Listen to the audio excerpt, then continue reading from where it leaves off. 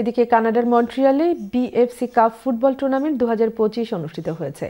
টুর্নামেন্টটি পরিচালনা করেন সংগঠনের পরিচালক কবির খান। টুর্নামেন্টে শুধু কানাডা নয়, আমেরিকা থেকেও অনেক টিম খেলায় অংশগ্রহণ করে। বিস্তারিত রয়েছে মোয়াজ্জেম সাজুর রিপোর্টে। খেলাধুলা মানেই আবেগ, উত্তেজনা আর ভালোবাসার সম্মিলন। ক্রিকেট কিংবা ফুটবল, প্রবাসে এসব টুর্নামেন্টের আয়োজন করা হলে বিদেশের মাটিতেই বেড়ে ওঠা তরুণদের হৃদয়ও যেন দুলে ওঠে। প্রথমত সবাই অনেক ধন্যবাদ যে 18th বিএফসি কাপ টুর্নামেন্টটা সবাই আওয়ার লাগে এবং খুব সুন্দর লাগে। আমার বছরের শেষে একটা টুর্নামেন্ট করে খুব তৃপ্তি পাই, খুব আনন্দ লাগে যে ইয়াং জেনারেশন যারা আছে খেলের। টুর্নামেন্ট তো আইলাম, খুব সুন্দর লাগে।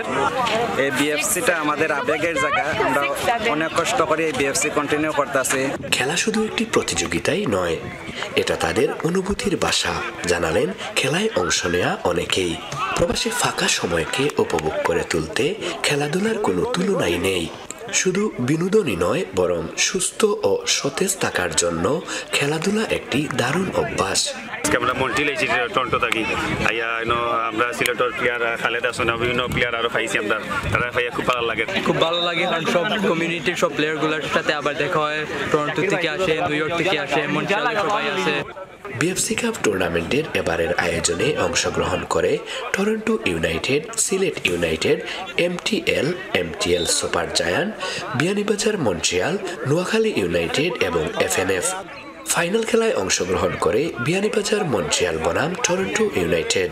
1-0 গোলে টরন্টো ইউনাইটেডকে পরাজিত করে বিজয়ী হয় বিয়ানীবাজার মন্ট্রিয়াল।